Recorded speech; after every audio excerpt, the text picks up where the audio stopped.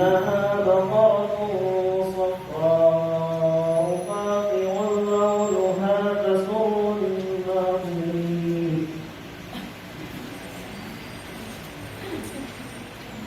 قالوا ادع لنا ربك يبين لنا ما هي إن البقرة تشابه علينا وإنا إن شاء الله لمهتدون قال إنه يقول إنها بقرة لا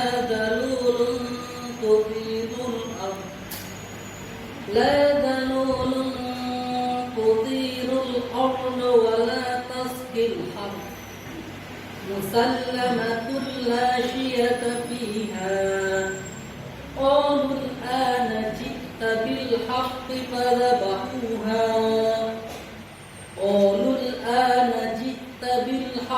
فذبحوها وما كادوا يفعلون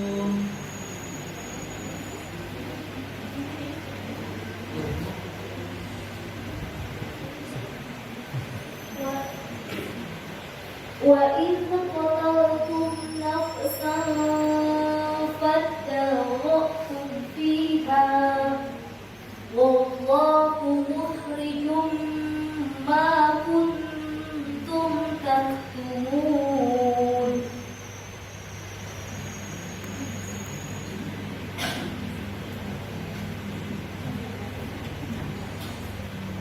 بسم الله الرحمن الرحيم فاضربوه ببعضها كذلك يضرب الله الموتى ويريكم آياته لعلكم تعقلون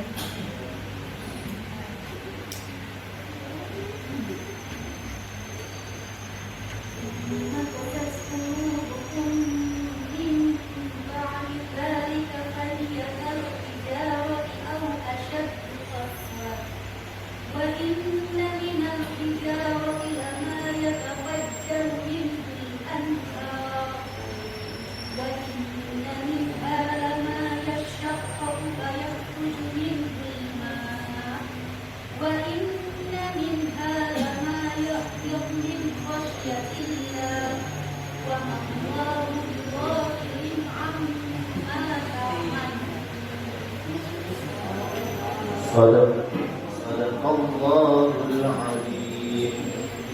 Allahumma hamdal Quran. Terima kasih kepada bapak-bapak dan ibu-ibu yang telah membacakan Al-Quran surat Al-Baqarah di ruku keempat ini. Dan alhamdulillah semua bacaan yang lancar ya. Karena insya Allah guru-guru umi luar biasa ya. Luar biasa ini. Baik bapak-bapak dan ibu-ibu, insya Allah Pak Ketum sudah berada di sekitar majelis ya. Tinggal kita menunggu. Sambil menunggu mungkin kalau kita mentadaburi ayat-ayat yang tadi kita baca, itu satu rubu ini full semuanya bercerita tentang kisahnya Yahudi ya. Kisahnya Bani Israel. Nah, mungkin di antara kita juga ini harus mengambil pelajaran karena tentu tidaklah Allah Subhanahu wa taala menyebutkan begitu banyak kisah-kisah di dalam Al-Quran khususnya tentang Bani Israel atau orang-orang Yahudi, kecuali memang di dalamnya Allah ingin menunjukkan kepada kita umat Islam, kepada umat Nabi Muhammad tentang bahayanya mereka, kemudian tentang tipu daya mereka, dan juga tentang bagaimana mereka menjadi umat yang al-maghdubi alaihim ya. Nah, di hari Ahadnya mereka ternyata sudah mendapatkan ikan-ikan yang istilahnya kalau bahasa Sunda mah neger gitu ya, ditanam gitu ya, kemudian pokoknya mereka melakukan hilah ya, melakukan tipu daya agar bisa mendapatkan ikan ya.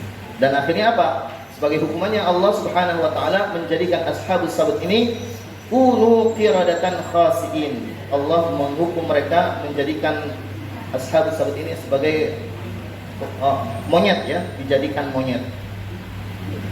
Ahlan wa sahlan Ustaz Nur Hasan Zaidi ya. Nah, kemudian Setelah itu Allah Subhanahu wa taala mengisahkan juga tentang bagaimana kisahnya Bani Israel itu, tentang kisah seekor sapi gitu ya. Diperintahkan oleh salah satu nabi pada saat itu untuk, jadi Bani Israel ada terjadi pembunuhan, kemudian mereka meminta siapa ini yang membunuhnya. Akhirnya diperintahkan oleh nabi tersebut untuk memotong, Nabi Musa alaihissalam memotong seekor sapi. Tapi ternyata Bani Israel ini karena memang dari awalnya enggan melaksanakan perintah itu, akhirnya mempersulit diri dengan bertanya kepada Nabi Musa. Qalu ud'u lana rabbaka yubayyin lana ma hi. Nabi Musa kaheula gitu. Ini suruh mencit sapi nu kumaha sih gitu ya. Padahal kalau dia laksanakan sapi apapun ya selesai masalah. Kalau kata orang Medan, selesai barang. Selesai itu barang gitu ya. Enggak ada orang Medannya sekarang. Ya. Nah, akhirnya apa? Kata Nabi Musa alaihissalam setelah mendapatkan berita dari Allah Subhanahu wa taala, ternyata sapinya adalah la faridun wala bikrun, tidak muda, tidak terlalu tua dan juga tidak terlalu muda, jadi tengah-tengah usianya gitu ya. Makin sulit kan? Makin spesifik. Kemudian ini masih belum jelas nih. Bani Israel nanya lagi. Launuha, warnanya apa? Akhirnya kata Nabi Musa alaihissalam, warnanya kuning. Sapi warna kuning susah gitu ya. Kalau gadis berkerudung kuning mungkin banyak ya di sini semua. Tapi kalau sapi warna kuning ya makin spesifik, jangan terlalu tua, jangan terlalu muda. Setelah itu apa lagi? Ternyata masih belum dilaksanakan. Akhirnya terakhir ya udah, Nabi Musa ini kita masih belum jelas nih sapinya tuh yang kayak gimana gitu ya. Akhirnya coba lebih perjelas, akhirnya malah makin mempersulit. Apa kata Nabi Musa alaihissalam? Innaha baqaratun la dalulun tuthirul arda wa la tasqil harta musallamatun la syata fiha. Yang jab-jab dan tidak dipakai untuk membajak sawah. Makin sulit juga. Tapi akhirnya mereka mencari dan ketemu, kemudian ternyata apa solusi yang diberikan Nabi Musa untuk mengungkap pembunuhan itu? Faqul nadribuhu bi ba'dihha. Setelah antum menyembelihnya, maka pukulkan mayat itu dengan salah satu bagian dari sapi itu. Dan ternyata akhirnya terungkaplah yang membunuhnya adalah keluarganya sendiri karena mengincar hartanya. Jadi itu diantara beberapa kisah Bani Israel yang membuat kita semakin tahu kenapa Allah Subhanahu wa taala mencap mereka orang-orang Yahudi dari Bani Israel itu adalah al-maghdubi alaihim ya. Al-maghdub, orang-orang yang dimurkai oleh Allah Subhanahu wa taala. Mungkin demikian karena sudah hadir Ustaz Nur Hasan Zaidi yang akan memberikan materi pada kesempatan siang hari ini, maka untuk sesi membaca Al-Qur'an dan tadabbur kita cukupkan. Untuk selanjutnya kita langsung kepada materi utama yang akan, untuk materi ini akan dimoderatori oleh Ustaz Lili Solihin. Kepada beliau kami persilahkan. Alhamdulillah wa syukurillah wassalatu wassalamu ala rasulillah Muhammadin abdillah wa ala alihi wa sahbihi wa mawalah. Allahu bayatuna wa inflasi mabdaduna wa inflasi sabiluna wa mahabbatu zi'aruna tu'ayidullah ala rizki wa inflas wa yakin wa salatu izzawwahi fil amal baina ibadihi bitawakkuli alaih. Bismillahirrahmanirrahim. Bismillahi wa la hawla wa la quwwata illa billahil aliyyil azim. Rabbana zidna ilman nafi'a warzuqna fahman wasi'a. Amin ya rabbal alamin. Segala puji bagi Allah, Tuhan seluruh sekalian alam. Shalawat dan salam tetap tercurah dilimpahkan pada pemimpin umat makhluk kita Allah yang terbaik, Habibana wa Nabiyana Nabi Muhammad sallallahu alaihi wasallam, pada seluruh keluarganya, para sahabatnya, para tabi'in, dan mudah-mudahan tercurah juga kepada kita semua yang senantiasa berusaha penuh untuk menjalankan seluruh syariatnya. Guru kita semua, senior kita semua, Ustaz Nur Hasan Zaidi, Ketua Umum PUI Pusat, alhamdulillah sudah hadir tengah-tengah kita. Ahlan wa sahlan wa marhaban di itu. Mudir Ma'had Darul Ulum, Kepala Satuan Tanawiyah, Kepala Satuan Aliyah Perguruan Darul Ulum, beserta 10 Dewan Asatidz dan Asatidzah, jamaah Taklim Islam Pekanan. Alhamdulillah, pada Taklim Islam spesial ini yang akan memberikan materi, ilmu, pengalaman, tausiah kepada kita semua adalah langsung dari Ketua Umum kita, dan temanya luar biasa, yaitu sejarah persatuan umat Islam.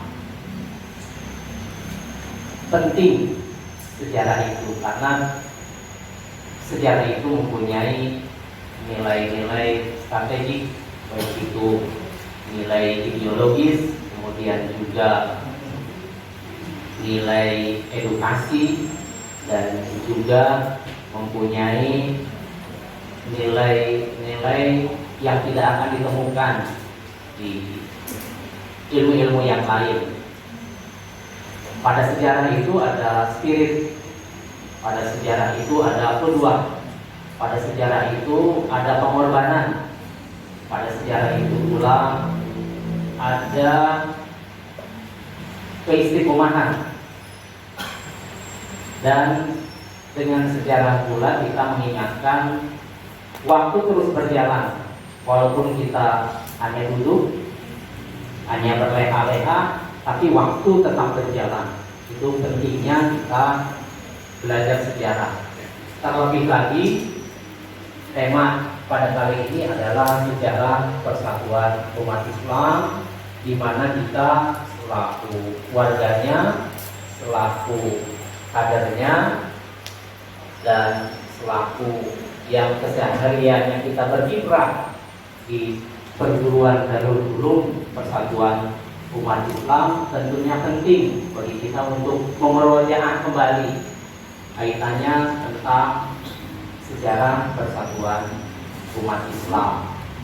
Kalau di kurikulum kaderisasi itu tentunya kalau mudaris yang pengampu kepekian di sana ada. Jadi kompetensi dasar yang diharapkan dari materi sejarah persatuan umat Islam itu adalah yang pertama, diharapkan jamaah semua memahami tentang tokoh-tokoh pejuang-pejuang PUI. Kemudian diharapkan seluruh jamaah akan memahami kondisi baik itu internal umat Islam, peradaban Indonesia maupun peradaban dunia. Dan diharapkan dengan materi sejarah perjuangan dari persatuan umat Islam ini, seluruh jamaah semua dapat terpahamkan bahwa persatuan umat Islam selaku organisasi yang fokus diantaranya adalah dakwah Islamiyah. Makanya insya Allah nanti akan disampaikan oleh guru kita semua kaitannya dengan peluang-peluang dakwah di PUI ini dan tantangan-tantangan. Itu saja sebagai namanya untuk bahasa dan belum aja jadi disimpuling selaku pengejap dalam taklim Islam ini. Untuk selanjutnya dipersilakan kepada yang kita hormati dan kita banggakan, yaitu Ketua Umum kita Ustaz Nur Hasan Zaidi. Waktu dipersilakan. Assalamualaikum warahmatullahi wabarakatuh. Alhamdulillah.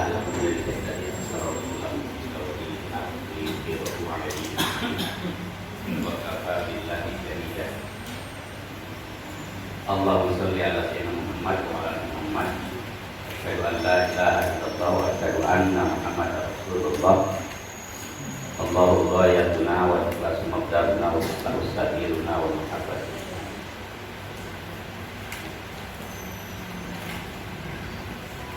Alhamdulillah, di siang hari menjelang sore hari, jam-jam yang bisa melek, bisa cenderungan. Tapi saya melekkan karena melihat wajah-wajah guru-guru yang semangat. Jadi kehadiran saya ini, saya juga akan mendapatkan energi karena melihat semangat Anda. Para sadis, sepertilah yang dilakukan. Saya diminta pada penyelenggara umum untuk menyampaikan materi tentang spirit sejarah Sarwono. Saya bilang spirit ini karena kalau saya memberikan materi sejarah, saya bukan sejarawan, tapi saya penikmat sejarah. Kalau sejarawan harus khusus kita minta hati supaya mendalam. Tapi bagi kita, seorang guru, seorang dai, seorang asatidzah, yang terpenting bagi kita adalah menangkap spirit.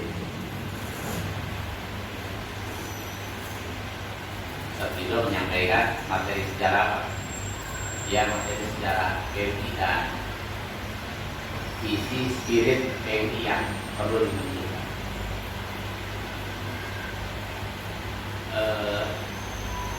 Tentu mau bicara sejarah,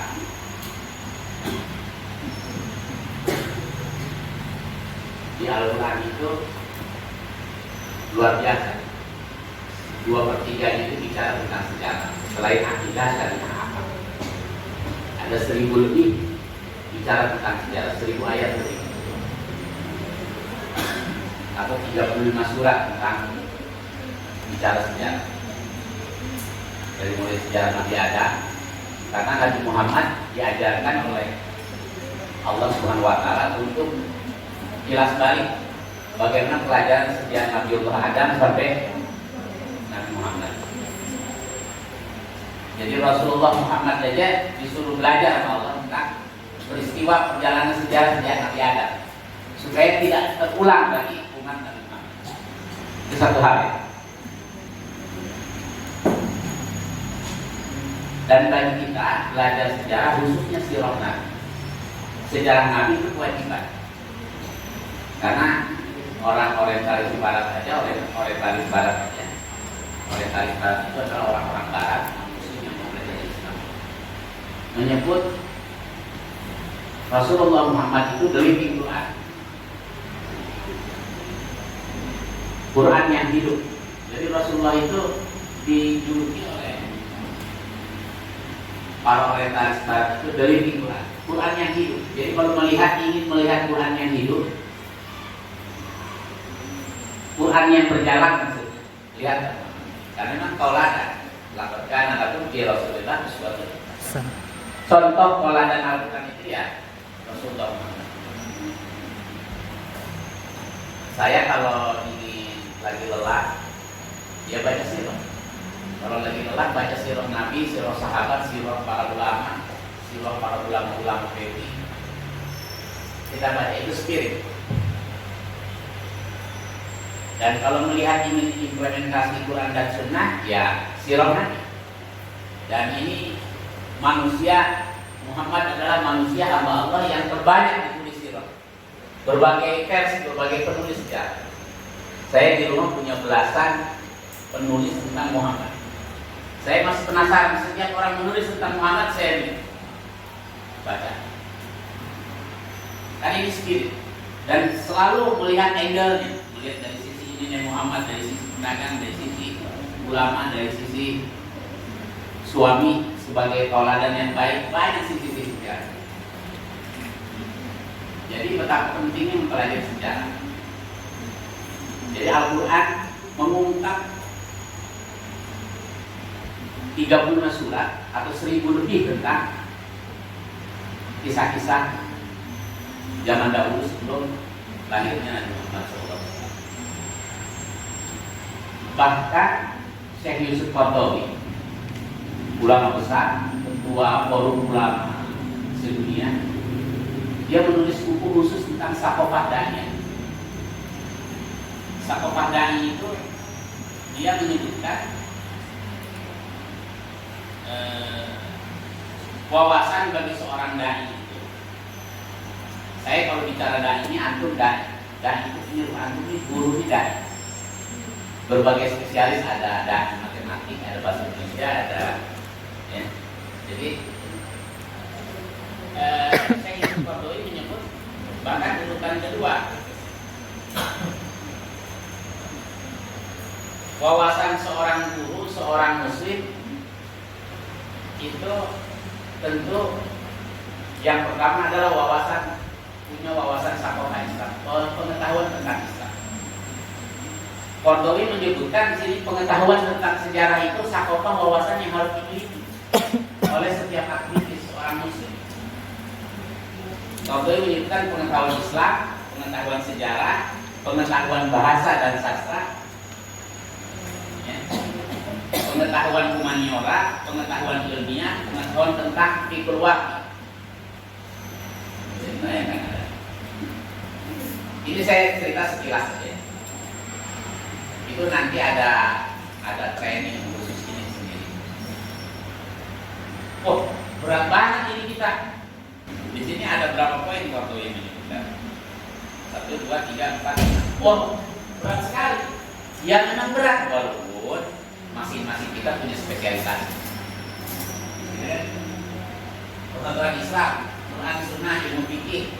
Ya itu harus tahu kan, walaupun paling tidak hal-hal pokok fikih ibadah itu selesai. Kalau tentang fikih zakat mungkin atau hukum waris tidak harus tahu juga ya. Antum bisa tanya ke ahli zakat, ahli wakaf, ahli waris. Tapi paling tidak ilmu dasar tentang keislaman personal itu harus selesai. Jangan sampai kita bawa pengarang nggak paham. Padahal nanti kita tidak sah semua ibadah kita. Nah, ini bisa dibaca. Pengetahuan sejarah, pengetahuan bahasa dan sastra. Saya harus mengerti bahasa dan sastra. Kenapa? Seorang guru itu seorang komunikator. Dia rutin berkomunikasi. Bahkan hidup itu nyaris 100% itu komunikasi. Hidup itu hampir 100% komunikasi. Tidur saja komunikasi. Dia selesai baca doa, komunikasi dengan Allah. Kenapa? Makanya di dalam hadis Rasulullah ajari anak membaca sastra, memanah dan berenang. Yang kuat. Kenapa harus baca sastra? Orang sering baca novel itu, ini dulu paling tidak kita pernah baca novel 2-3 novel. Karena dengan baca novel, suka baca itu artikulasi bahasa kita bagus. Kalau guru artikulasinya kurang bagus, nanti tidak nyambung dengan murid. Tidak harus ahli sastra, tapi paling tidak kosakata bahasa Indonesia yang baik ini, terus humaniora dan selanjutnya. Saya penting sampaikan ini supaya bingkai berpikir kita.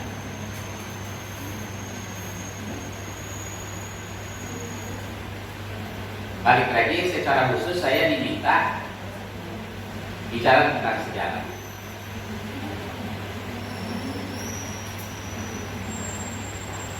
Tentunya selain sejarah Muhammad sebagai tauladan kita, sejarah sahabat,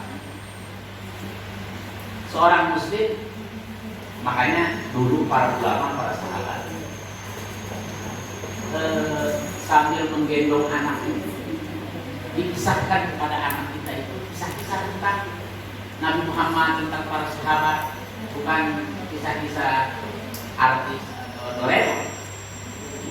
Jadi kenapa kita kehilangan keteladanan? Memang anak kita tidak sampai tentang heroiknya sejarah-sejarah Rasulullah, sejarah para sahabat, sejarah para ulama. Itu udah budaya orang-orang tua dahulu. Selalu ibundanya itu juga harus hafal tentang cerita kisah-kisah sahabat Rasulullah.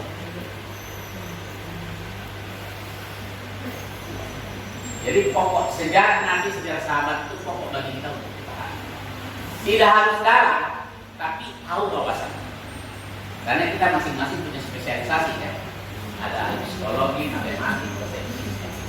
Jadi tasawur itu, wawasan itu penting. Seorang muslim nggak boleh kurang ajar. Guru itu jangan kudet, jauh. Nanti akan defisit keilmuan. Antum kan mengeluarkan ilmu setiap saat kan? Jadi nanti defisit lama-lama kalau kita tidak suplai itu. Jadi kalau target guru itu hanya transfer ilmu, murid sekarang sudah pegang Google. Jadi kalau antum targetnya transfer pengetahuan, nggak usah berguru, googling saja. Tapi yang penting antum sampaikan kepada anak murid itu adalah spirit, ruh, keteladanan, itu penting. Spirit, hikmah dari sejarah. Makanya saya tidak akan menjelaskan tentang tanggal-tanggal. Betul. Antum bisa baca. Nanti saya udah ringkas buku sejarah tebal-tebal, saya ringkas dari beberapa slide. Ustaz Milo itu paling pintar untuk nulis cepat. Saya udah nulis buat buku tentang buku PUI. Ustaz Milo cepat. Nah, selain sejarah Nabi, sejarah sahabat, para ulama, para salaf, kita juga penting memahami sejarah umat Islam ini. Karena kita berada di negeri, lebih spesifik lagi, sejarah PUI, karena kita berada di lingkungan PUI. Kiai Haji Abdul Halim, Kiai Haji Sanusi, Mr. Samsudin, ini adalah bagian dari warisan al-ulama warasatul anbiya. Jadi kalau kita bicara tentang sejarah Nabi Muhammad, sahabat, yang Mbah Halim, PUI ini adalah bagian dari kontinuitas perjalanan sejarah Rasulullah. Antum sudah lihat makam Mbah Halim kan? Siapa yang belum pernah ke makam Mbah Halim? Sudah semua? Belum ke makam? Mahal saya ke makam. Tapi ke makam itu bukan Fikrul Maut. Ingat sejarah Mbah Halim. Bukannya aneh-aneh ke makam dia. Makam itu dianjurkan supaya kita Fikrul Maut dan kita menangkap spirit. Nah, di makam Mbah Halim itu ada sejarah Nabi Muhammad sampai nyambung ke Mbah Halim. Itu luar biasa. Luar biasa. Jadi Mbah Halim ini habar. Ya. Tapi mungkin karena sudah terputus, kalau yang masih nyambung dia syarifah atau syarif itu dari anak laki. Ya. Mungkin kalau Mbah Halim sudah ada anak perempuan, tapi ini keluarga Mbah Halim bisa menjaga nasab itu udah luar biasa. Keluarga saya nggak bisa. Coba nanti bisa nyebut.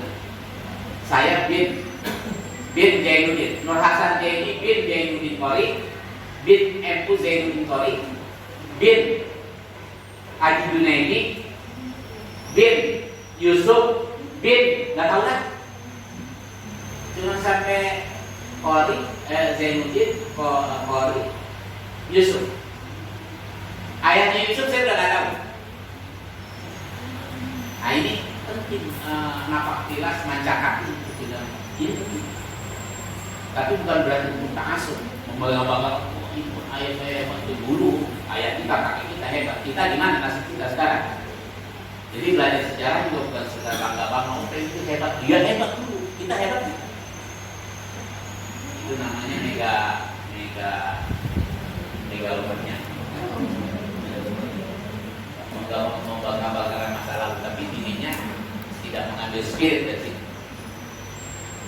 Nah, kita ini para guru, para aktivis, para pengurus PUI penting memahami sejarah umat Islam Indonesia dan PUI bagian di dalamnya. PUI bagian di dalamnya. Berbahagialah dan berbanggalah kita hadir di PUI. Belanda itu menjajah kita berabad-abad. Itu sampai Senokogoro dengan menyamar bernama Abdul Ghaffar. Dia datang ke Arab, padahal nggak boleh, Mekah itu nggak boleh orang kafir. Menyamar masuk Islam Abdul Ghaffar. Setelah pulang dari Arab, dia menasihati Belanda, Senokogoro orang Belanda. Dia menasihati, salah satu nasihatnya, jangan ajari tentang sejarah kepada umat Islam. perhatikan pesantren sekolah jangan mengajari tentang sejarah, terutama sejarah Nabi Muhammad, sejarah pergerakan ulama. Apa hikmahnya orang Belanda Barat? Karena dengan sejarah bisa menggerakkan orang. Karena dia geli Quran.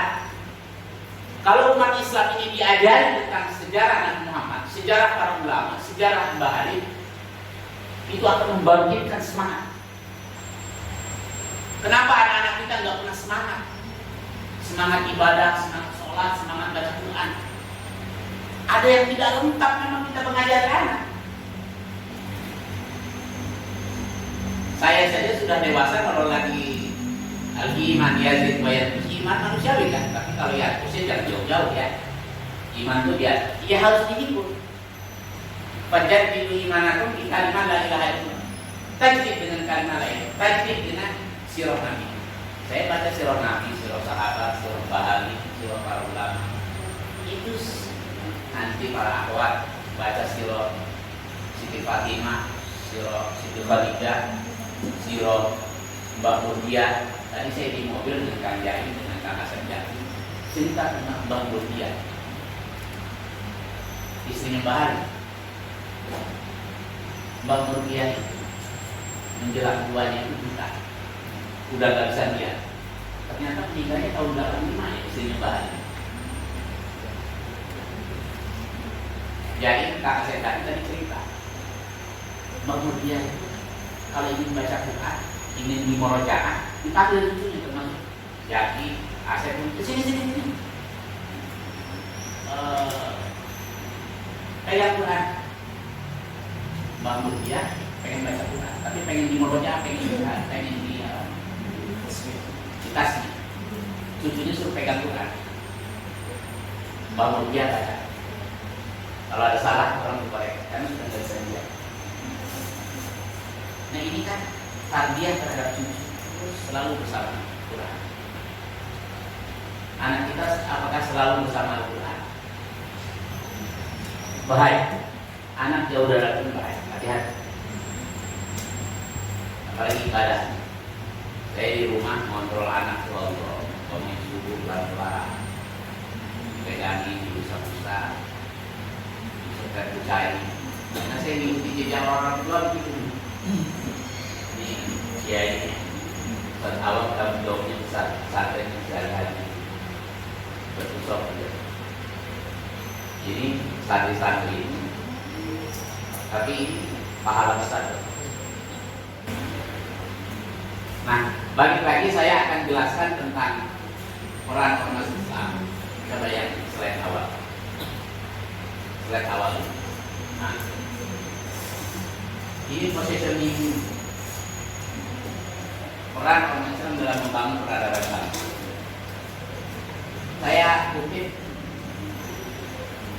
Peter Drucker. Ini Peter Drucker ini ahli konsultan manajemen dan kepemimpinan orang kafir, pendeta, tapi ilmuwan, sehingga dia sangat objektif. Saya yakin dia mengkaji perjalanan para nabi, para agamawan, dia kaji. Lihat coba baca di atas kalimat pertama yang dikutip oleh geser dikit dari slide-nya dia. Nah, di perusahaan atas.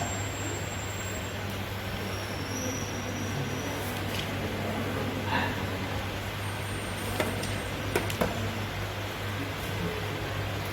ini guru-guru semangat semua luar biasa. Ya, jangan ngantuk ya.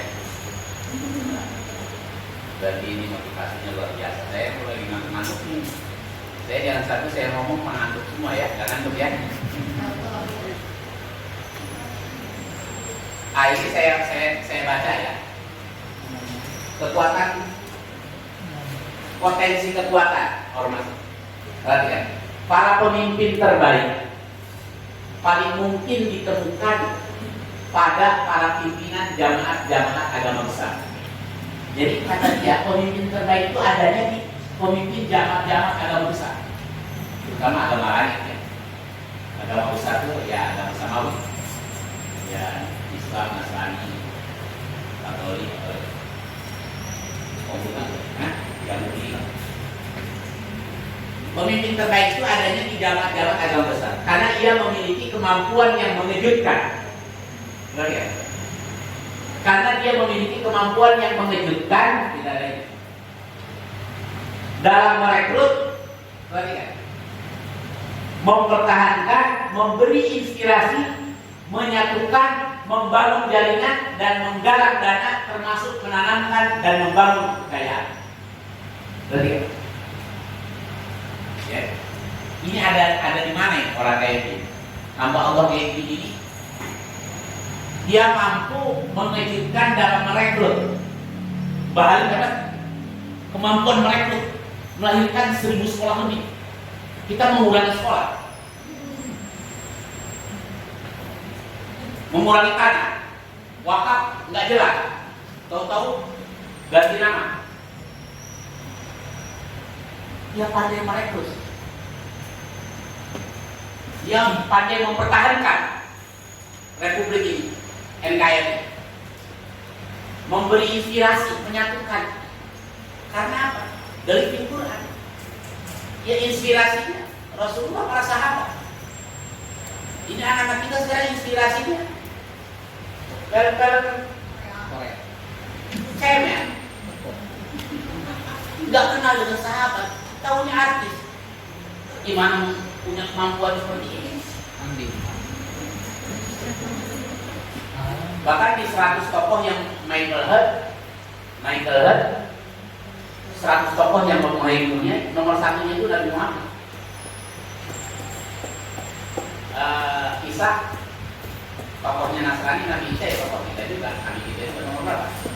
Belasan, nomor 9 atau nomor belasan. Nabi Muhammad, 100 tokoh yang menguasai dunia itu nomor satunya Nabi Muhammad. Artinya kriteria itu ada di Nabi Muhammad itu ada di sini. Dia mengeluarkan statement ini karena pasti hasil penelitian. Ya jelas. Nah ini. Terus saya sampaikan 3 komponen. Ini potensi kekuatan tokoh itu ya. Tokoh sejarah. Tokoh sejarah itu penting kita mempelajari. Kalau ingin membaca sejarah, tokoh sejarah itu. Karena sejarah itu diisi oleh para pahlawan. Sejarah itu diisi oleh para tokoh pahlawan. 3 komponen yang memiliki kuasa untuk menentukan arah bangsa. Arah bangsa itu ditentukan salah satunya oleh tokoh, oleh pahlawan, oleh orang-orang hebat. Dari 66 anggota BPUPKI itu 3 dari PKI, bayangkan. Dari 66 anggota BPUPKI 3 dari PKI, Bahari, Adina Samsu, bisa Samsu, Muhammadiyah 2 atau 3? 2 ya? NU 2 atau 3? 4. Banyak ya? Nah berarti PKI punya saham terbesar. Antum tahu ini Masjid Agung, alun-alun dalam riwayat itu wakafnya dari bahan mertuanya, alun-alun dan masjid. Dan ternyata di setiap di Jogja, di Jember, di basis NU itu banyak aset-aset NU. Karena kan NU Muhammadiyah PKI berdiri sebelum Republik ini berdiri. Republik ini belum berdiri, PKI sudah berdiri, NU sudah berdiri, Kesultanan Islam sudah berdiri. Dan Indonesia dibiayai oleh para Kesultanan Islam masih banyak. Kesultanan Islam di Aceh lagi baru berdiri untuk keliling Indonesia, yang terdiri dari lautan. Pesawatnya dikasih sama Aceh, nggak punya alun-alun dikasih sama bahan. Monas itu dari Kesultanan Islam, salah satu masjid. Jadi kalau orang ngajarin apa NKRI harga mati, saya Pancasila, saya NKRI, jangan ngajarin umat Islam. Umat Islam udah praktek. Ini orang-orang yang aneh-aneh. Paling semua saya Pancasila, tapi karena sholat. Ke vihara enggak, ke gereja enggak, sholat ke masjid apalagi. Tapi ngomongnya kenceng, saya baca sudah. Saya di Jakarta kan suka bergaul. Saya baca sholat ke suka gereja, saya suka ke gereja. Jadi ngajarin Pancasila, ngajarin dia umat Islam. Nah, antum ini kenapa belajar sejarah harus confident? Dengan belajar sejarah percaya diri. Kalau kurangnya pendirian ini. Ini lagi di Sumsel mau ke kamar. Alek Mulkin, mudah-mudahan Allah jangan kita juga. Mau fasilitasi PUI. Apa PUI? PUI itu pendirian publik. Saya jelasin. Walat saya kalau nggak fasilitasi PUI. Difasilitasi yang Alek Mulkin. Makannya, gedungnya. Ketua Golkar. Jadi kalau duitnya halal. Ketua Golkar. Difasilitasi. Wah, saya kalau nggak fasilitasi PUI. Wah, kenapa? Saya confident di Bapak. Jadi kalau ente nggak percaya diri sebagai PUI, ya nggak akan maju-maju, harus confident. Confident. Saya PUI. Untuk menumbuhkan confident itu ajari anak tentang sejarah umat Islam, sejarah Bahari itu apa? Coba ayahnya besar. Pakai antum ya namanya? Ustaz Abu Syafur. Ibu saya itu sering cerita tentang Ustaz Abu Syafur. Ustaz Abu Syafur itu ahli fikih. Ngajar saya itu jadi tolakan murid-murid Ustaz Syafur. Ada kebanggaan pada diri saya. Ternyata figur itu bukan hanya bahan, ada Ustaz Syafur, ada begini mahal. Doktrin ke anak kita itu sampai tentang para ulama. Ini tugas kita, ke murid-murid kita. Nah, 3 komponen yang memiliki kuasa. Jadi, tokoh itu dibagi ada 3 komponen tokoh. Pertama yang disebut tokoh formal. Tokoh formal itu ya politisi, tentara, polisi, kepala daerah, itu tokoh formal. Ada yang disebut organisasi ini tokoh informal, itu pemimpin ormas, tokoh masyarakat, agamawan, itu tokoh. Ada lagi pengusaha market. Dan ini dalam pasal 28 dilindungi setiap orang berhak atas kebebasan berserikat, berkumpul, mengeluarkan pendapat. Ya. Jadi hak berserikat, berkumpul itu hak setiap bangsa, termasuk PUI. Apalagi pendiri republik. Peran ormas itu memberikan masukan, saran, fungsi kontrol, membantu implementasi dan berkeadilan. Nah, bangsa ini, arah bangsa itu ditentukan oleh 3 komponen. Pemimpin formal, para pejabat, pemimpin informal, kita semua ini, ya. PNS itu pemimpin formal, birokrat, polisi. Kita untuk FSMR, kita bukan birokrat, ya. Nggak usah bangga juga harus jadi PNS semua, ya. Mbah Hari bukan PNS, Mbah Hari nggak diangkat jadi PNS walaupun pendiri bangsa, ya. PNS itu salah satu komponen, tapi dulu sekarang sudah banyak sertifikasi ya. Untuk mengakomodir sudah tidak PNS semua, ada yang sertifikasi. Dan guru-guru kita dulu nggak ada PNS, nggak ada sertifikat, lahir itu kadang-kadang ulama, padahal nggak ada sertifikat. Orang tua kita, guru-guru kita sampai dia banyak tidak punya rumah, belum punya rumah. Ya sekarang guru-guru sekarang bisa kredit mobil, kredit ini, jadi bukan pahlawan tanpa tanda jasa lagi kan? Jadi anggaran 20% itu perjuangan di DPR. Kalau turun PUI dan anggota DPR, jadi ngomongin DPR. Jadi itu perjuangan DPR. Pasca reformasi perjuangan kita semua. Zaman Pak Harto hanya 3%, 2% setengah anggaran pendidikan. Dan itu 80% untuk kesejahteraan guru.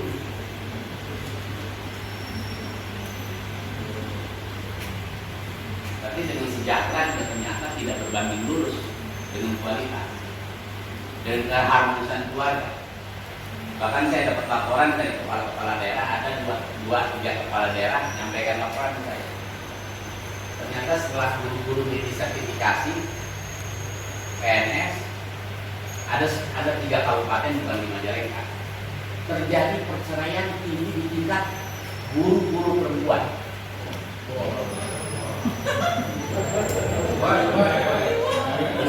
Tapi insya Allah sakinah mawaddah warahmah. Jadi kesejahteraan ibu guru yang PNS dan sertifikasi itu cerai dengan suaminya. Jadi tidak menjamin bahagia. Tapi materi salah satu faktor yang insya Allah berhasil. Allah maafkan. Karena apa? Ada spirit. Kalau orang yang punya spirit semangat. Nah, persoalan ormas kita ini masalah apa? Ini ormas ini PWI udah seabad. PWI udah seabad. Udah 104 tahun. Desember ini 104 tahun. Tapi kita tetapkan hari milad PWI itu adalah tanggal berapa? Desember 17 Desember 17.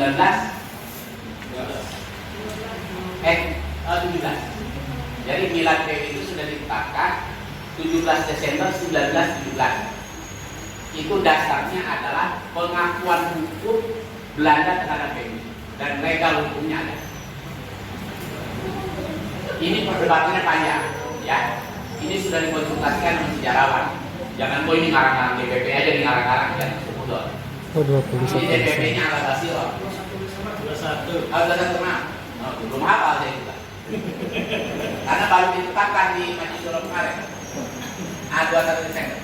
Ini berdasarkan pengakuan Belanda.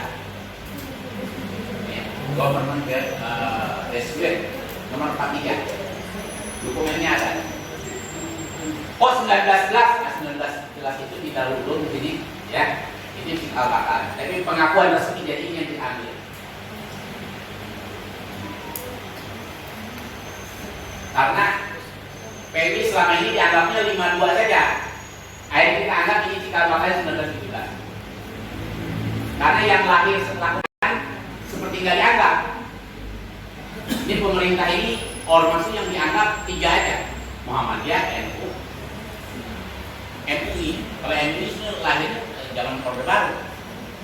Memang dulu Orde Baru itu serba ditunggalkan.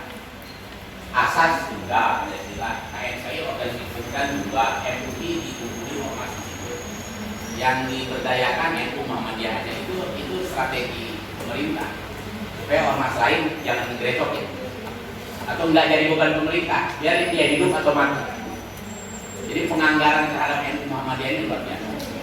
Dan kita akui juga apresiasi terhadap Muhammadiyah dan NU itu karena Muhammadiyah dan NU itu organisasinya diurus. Ya. Itu juga objektif. Ya. Muhammadiyah itu tiap bulan di sekolah. Saya kalau di Indonesia sekarang 10 hektar sudah di Australia di sekolah Muhammadiyah itu tiap bulan. Oke ini tiap bulan hilang satu-satu. Tiap bulan. Saya suka kaget datang ke provinsi ini, kabupaten ini, kecamatan Muhammadiyah lah. Bahkan Gus Dur pernah menyampaikan saya ini malu nih sama Muhammadiyah itu ketika Gus Dur jadi objektif, Gus Dur objektif. Karena kalau NU itu kan sentralnya manajemennya di pesantren. Kalau Muhammadiyah sentral. Nah PWI itu kalau mau belajar yang paling pas ke Muhammadiyah. Kalau belajar kaderisasi ulama ke NU. Kalau belajar manajemen modern ke Muhammadiyah. Kalau belajar kaderisasi ulama ke NU. Dan Gus Dur bilang saya harus belajar Muhammadiyah dalam manajemen pendidikan. Ya, jangan salah belajar dan nggak boleh malu belajar. Nggak boleh malu. Persoalan ormas itu minimnya narasi, ide. Ini usah ini kerjanya godain merangsang ide narasi itu.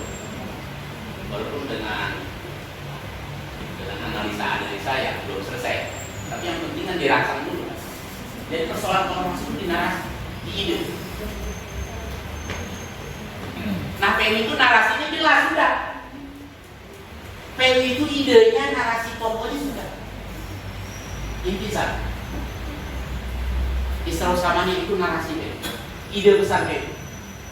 Saya ketika mau penulisan karena di PI jarang penulis. Saya nyuruh bukan nyuruh ya. Abah Fakar, cicitnya Mbah Ali. Ponakan, cicit ponakan. Abah Fakar, Abah Pak, bikin taklim dulu, nanti saya rekam. Karena kita ini nggak terampil menulis, nggak mau duduk. Jadi ini hasil dari ceramah. Masih ada akan lahir belasan buku. Saya cuma harus ditranslate.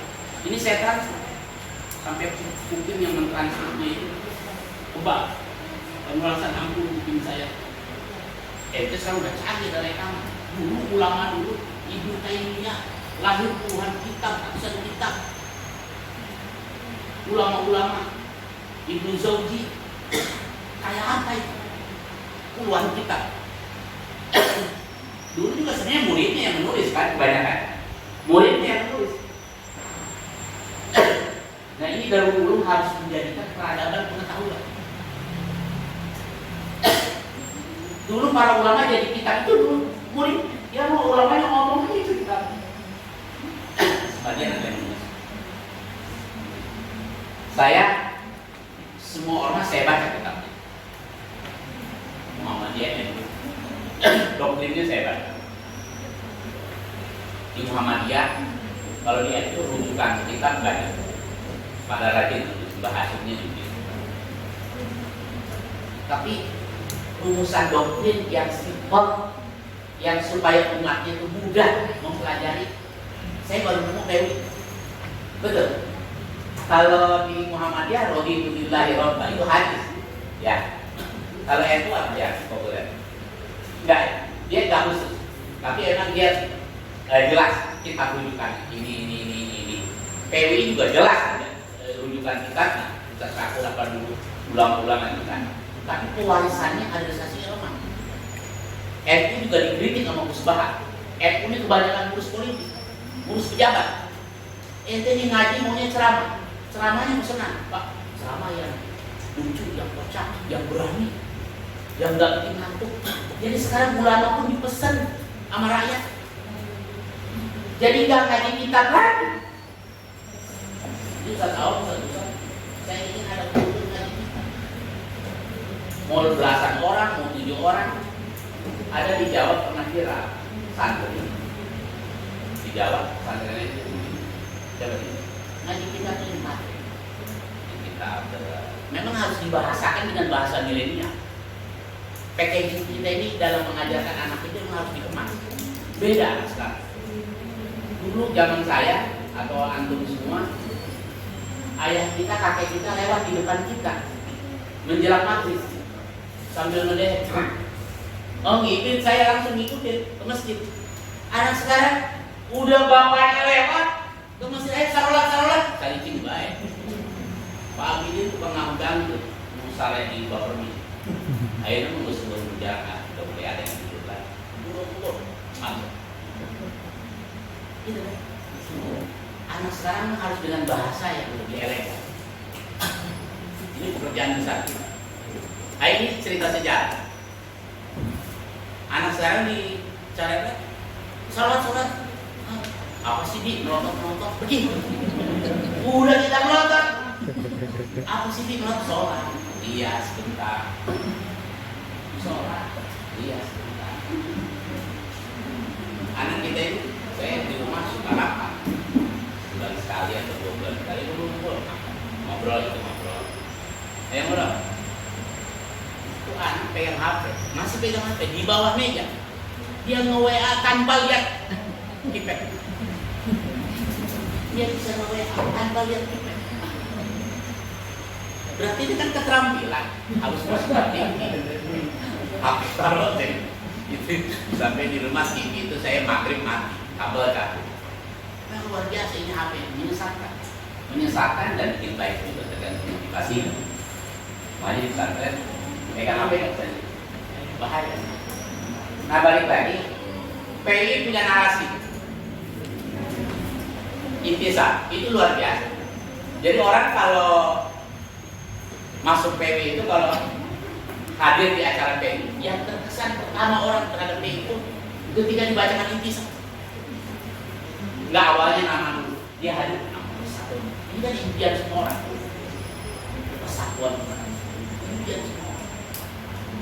Yang kedua setelah baca intisab, berhenti. Saya pernah ke Turki, ke Kuwait, diundang, ditanya saya baca intisab, tulisan juga baca intisab. Wah, saya jadi muntah. Jadi dibaca intisab yang tempat lahirnya para nabi, jempolnya. Jadi orang tak kesima dengan intisab. Kita baca intisabnya kayak baca Pancasila atau baca jadi iman. Nggak ada akar, belum ada akar. Kalau kata Pak Marioto, kalau ngomong sama saya, Pak Marasa, pokoknya saya urus ini dulu, pokoknya saya Allah buaya. Masa ada kita pegang Allah buaya buat langsung. Jadi enak. Ini kan kita berdiskusikan. Santri, guru wajib baca. Karena buku ini hasil transkrip dari ceramah. Jadi permintaan saya khusus ke abah bapak, ponakannya, cucu ponakan, ya yang sana itu isi ceramah rutin tentang intisab. Ini dibaca ini depan kita transkrip. Nah ini kalau Said Nursi, ulama Turki apa? Said Nursi, dia seangkatan dengan Bahan di atas ini, hampir sama. Ulama Turki, gurunya Erdogan. Itu buku-buku Said Nursi itu buku-bukunya wajib dibaca, bahkan ditalak kayak baca Quran, ditalaki. Kalau kita Quran aja belum beres, kalau Said Nursi itu belum beres. Jadi bahkan disalin, dia pakai Arab Turki. Bahkan bukunya Said Nursi itu ditulis ulang, murid itu suruh nulis ulang. Dia paksa membaca kan, ditulis ulang pikiran-pikiran Nursi. Dia buku Nursi itu apa istilahnya? Jadi taraki dengan menulis, bukan hanya dibaca, supaya terang ajaran sendiri. Said Nursi itu bahaya dengan Turki. Nah ini supaya membunuh. Persoalan kita ini, nah P itu sudah ada narasi, walaupun narasi 8 islah akidah, 8 islah itu harus didetailkan. Jadi tugas kita semua. Dalam itu harus melahirkan peradaban yang luar biasa.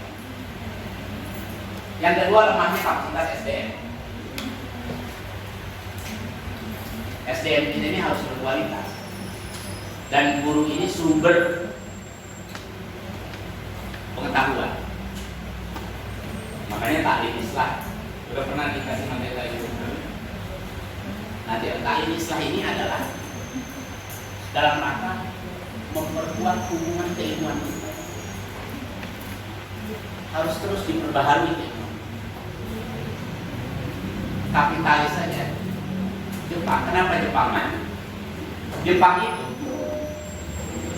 perusahaan-perusahaan di Jepang itu karyawannya setiap hari harus melahirkan ide. Jadi taklim islah ini bertujuan yang diadakan oleh PWI dan bukan hanya dahulu struktur PWI harus mengadakan ini struktur. Tujuannya adalah ilmu sebagai sumber Islam, implementasi amal-amal, sarana berkuat, sarana tazkiyah nafs, sarana kajian pengamalan Islam. Itu tujuan dari kami. Balik lagi ya kan. Nah di Jepang itu ini perusahaan yang ngurusin benda mati. Setiap hari karyawannya itu, manajernya itu, setiap hari suruh buat tulisan di kertas kecil, memberikan ide kepada perusahaan itu. Setiap hari, nanti sama manajernya itu ide itu disambung-sambung. Karena ide itu mungkin saja lahir dari karyawan, dari guru, dari staf di bawah. Pemimpin itu tidak segalanya hebat. Bahkan untuk itu sarana tausiah buat pemimpin. Antum ada ide. Nah, itu perusahaan Jepang yang ngurusin teknologi IT. Setiap hari karyawannya harus melahirkan ide di secara kertas. Sama manajernya dikumpulkan. Jadi sebuah narasi besar. Nah, apalagi kita setiap hari menghadapi makhluk hidup yang namanya manusia muslim, sumber daya manusia yang akan melahirkan, menyambungkan pewarisan kita. kitanya juga harus. Itu orang Jepang, karyawan yang sehari-hari ngadepin benda mati, apalagi makhluk hidup. Untungnya kapasitas SDM. Terus terbatasnya sumber daya. Jangan pesimis dengan terbatasnya sumber daya. Ulang teh bener, cuma memang kita nggak sadar bahwa kita ini kaya. Sri Mulyani pernah bilang, Sri Mulyani, Menteri Keuangan sekarang, ada viral. Bedanya orang Indonesia dan orang Amerika itu sebenarnya nggak jauh-jauh beda, sama-sama pinter. Sri Mulyani urusan Amerika, Indonesia pinter sama pinter. Ada bedanya. Kalau orang Amerika yang kerja kerasnya itu aset, orangnya tinggal mantau-mantau aja. Karena ide SDM-nya, ide orang hebat Amerika ini sudah memaksimalkan aset. Kalau orang Indonesia, SDM-nya yang kerja keras, asetnya nggak kerja keras, paham? Jadi penjajahan Amerika itu sekarang Amerika itu mengendalikan dunia dengan ide, konsep perangnya, konsep teknologinya, konsep PBB-nya. PBB kan hak vetonya ada di Amerika. Teknologi asetnya yang kerja keras. Nah kita kaum muslimin kerja keras itu dari mulai kakek kita sampai sekarang kerja keras.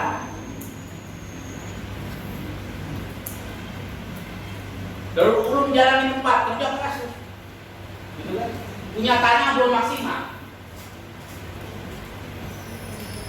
Saya ada sekolah PWI di Pancoran. Alhamdulillah PWI punya tanah 2000 meter, Pancoran hampir 3 atau sebelum per meternya 40 juta. Bayang 1.000 kali 40 juta. Ini ya. Saya membebaskan tanah beberapa ratus meter, hampir 500. Orang tua dulu membebaskan tinggi ada 40 juta, tapi kita beli murah, dicicil. Sekarang lebih bangun 2 lantai. Itu aset luar biasa. Nah, bagaimana memaksimalkan aset? Ya kualitas. Jadi sebenarnya kita ini generasi penikmat bahari dan guru-guru kita sudah melahirkan daur ulang, ini tinggal memaksimalkan potensi aset ini. Aset itu adanya di properti. Sekarang ini semuanya udah serba hebat. Ini yang penting antum ide bagaimana Islahul Iqtisad. Ini PU udah gagasannya udah universal. Islahul Iqtisad. Islahul Iqtisad itu apa sih? Apa perbaikan ekonomi kita? Akidah kita gimana? Ibadah anak-anak kita gimana? Islahul Iqtisad. Antum tahu nggak? Traveloka punya apa? Tapi dia bisa kendalikan konten dengan konsep marketing digitalnya. Sekarang ini eranya kolaborasi itu. Istilahnya wasatiyah, kuncinya itu moderasi, kolaborasi. Jadi cara kita mensikapi perubahan ini harus moderasi, wasatiyah, kolaborasi. Jangan ekstrim, juga jangan kemecut. Wasatiyah, tegak.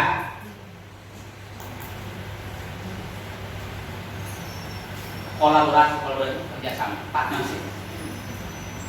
Sekarang ini hotel-hotel di Jakarta, di dunia kita punya duit banyak. Kayak hotel Indonesia, ini kapasitas Indonesia. Hotel Indonesia itu punya berikan, Sarinah itu kan hotel yang pertama didirikan, hotel Indonesia yang di hati itu. Beneran? Itu sekarang manajemennya kayak bisnis.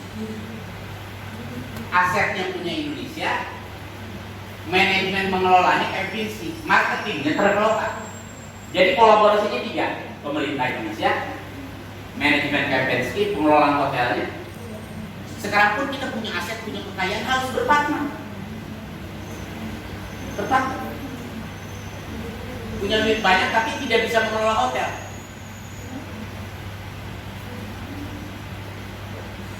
Traveloka itu ngambil manajemen marketing, digital marketingnya Traveloka. Antum kalau pesan di Traveloka kan dapat diskon kan? Ya, bisa 20%. Tapi kalau antum pesan ke hotel langsung, diskon pesannya susah. Sehingga orang akhirnya minta Pesannya melalui Traveloka. Walaupun tidak bisa pilih fleksibel pilih sama yang pilihnya enggak, yang ini lengkap. Tapi diskon 20%. Karena Travelokanya minta diskon ke hotelnya untuk di marketingnya 50-60%. Dia ambil 20%. Ini ide, narasi, islahul iktisad. PUI semuanya sekolahnya kelas bawah semua. Karena belum ada ide, nggak ada sekolah PUI yang menengah ke atas. Jadi antum tuh harus punya segmen sekolah yang muridnya, objek dakwahnya, wali muridnya yang kelas menengah ke atas. Memang nasib PUI itu kelas menengah ke bawah. Yang nunggaknya juga banyak. Ya itu harus diurus dulu. Tapi repotnya wali muridnya harus ditumbuhkan. Beli rokok untuk anak, untuk dirinya sampai sehari sebungkus 2 bungkus dia untuk bayaran dia nunggak. Itu cuma wali murid harus ditumbuhkan. Nah itu fungsi wali kelas, fungsi kita. Beli buku anaknya bayaran nunggak, tapi itu rokok ngebul terus. Pak kurangi rokoknya. Bungkus sehari, ada yang 2 bungkus. Ini kesadaran wali murid terhadap pendidikan anak itu rendah. Gitu.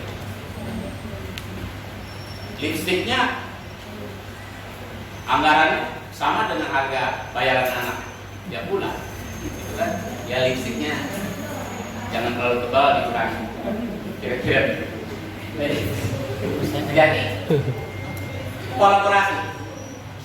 Sekarang ini NAPE ini harus kolaborasi dengan, harus open man, harus terbuka dengan siapapun, apalagi sesama PU. Kalau kita tidak open man, nah. Yang berikutnya terbatasnya sumber dana, sistem organisasi yang konvensional. Saya sudah keliling PUI se-Indonesia, se-Jawa Barat, urusan PUI Jawa Barat. Kalau keliling, ya di bawah berpikirnya masih cara mengelola organisasi masih pakai jam.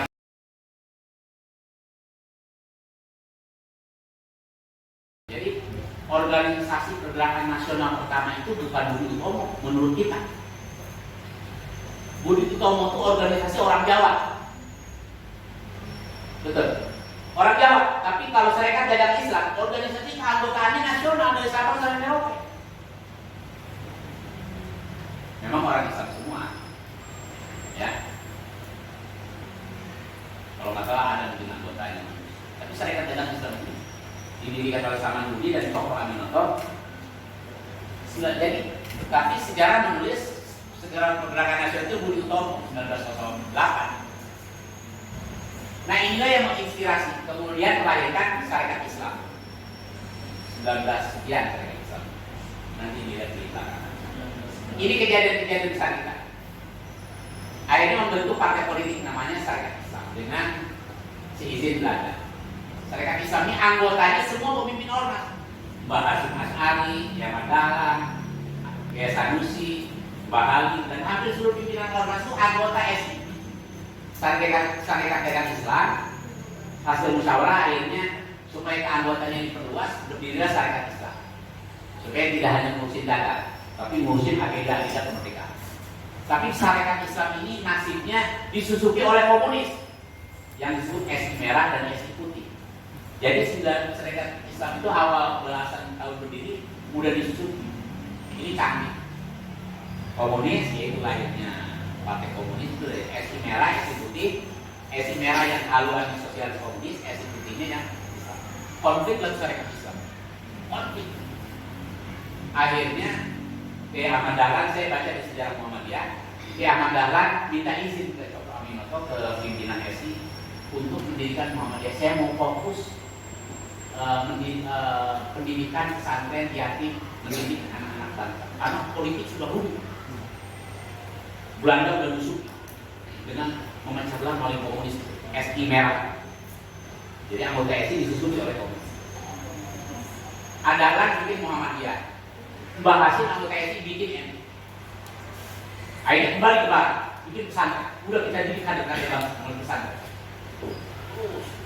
Mbah Halim, bahkan Mbah Halim dulu namanya Perikatan Ulama. Perikatan Ulama itu sebenarnya sebelum NU, Mbah Halim dulu bikin Perikatan Ulama. Ya, nah atas nasihat Tokoh Aminoto jangan Perikatan Ulama supaya lebih luas anggota Perikatan Umat Islam, POI. Ya. Tanggalnya saya lupa kan, saya bukan sejarawan, jadi hafalan saya dulu memang ada tidak banyak, bukan hafal. Cuman narasi ini, cerita ini saya sering, sudah puluhan kali, ratusan kali dengar.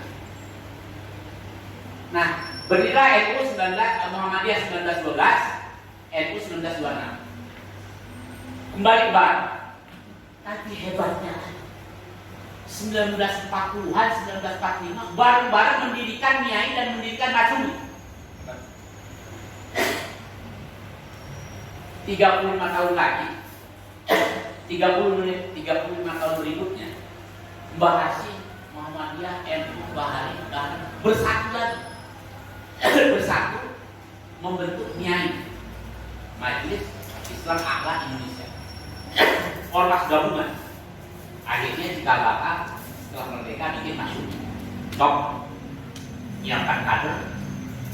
Dan umat Islam itu mudah bersatu, gampang bersatu. Tapi juga gampang disusupi, khususnya orang awam. Ulamanya sih. Tapi kadang-kadang kita pemimpin terprovokasi, kesel itu. Nah ini nggak boleh. Harus sadar. Padahal itu duri dalam daging itu luar biasa. Es merah itu duri dalam daging luar biasa. Itu musuh Aidit itu, konco-konconya itu. Alhamdulillah itu habis dibantai. Jadi 45 mendirikan Masyumi, Partai Islam pertama. Dahsyat kan? Dahsyat. Jadi Mbah Halim itu pendiri Masyumi, anggota seluruh ormas, anggota istimewa Masyumi. Tapi lagi-lagi Soekarno, lagi PN Soekarno. Tokoh Islam ini sering di PHP. Tokoh Islam yang husnudon, karakter ulama itu husnudon. Ya, husnudon. Di PHP, konflik, NU keluar dari Masyumi, bikin partai sendiri.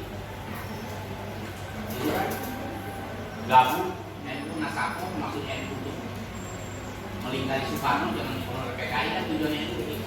Tapi NU ulama yang itu dihabis juga kan, dijebak juga. Ya itu resiko. NU tujuan melingkari Nasako itu menurut orang-orang itu untuk melindungi Soekarno, tapi nggak tahan juga. Karena kiai-kiai ini kan baraknya pesantren. Jadi setelah Kapal kepilih dari kader SI, di 45 tahun menyiapkan kader dan Masyumi dibubarkan oleh Soekarno, Orde Baru dikunci, nggak boleh partai Islam muncul, hanya 3 partai, sebenarnya bukan sistem 3 partai itu, P3, Golkar kan, PDI itu gabungan partai-partai Kristen. Ini antum harus paham sejarahnya, jangan lumpuh, ya. Walaupun alhamdulillah ketua umum PDI saya dipimpin oleh Pak PDI, pakar nasional. Mudah-mudahan bisa mewarnai ya. Karena agenda pakarnya kalau ngomong dengan saya berdua organisasi ulama. Itu satu-satu. Tiap kecamatan kita bikin organisasi ulama. Hasil diskusi dengan saya. Ya buat mengalir aja, tapi masih PHP. Ya dalam belum kelihatan. Nah ini dahulu. Kemarin kan kita menghadap pakar ketika memutuskan diri ya. Pakarnya itu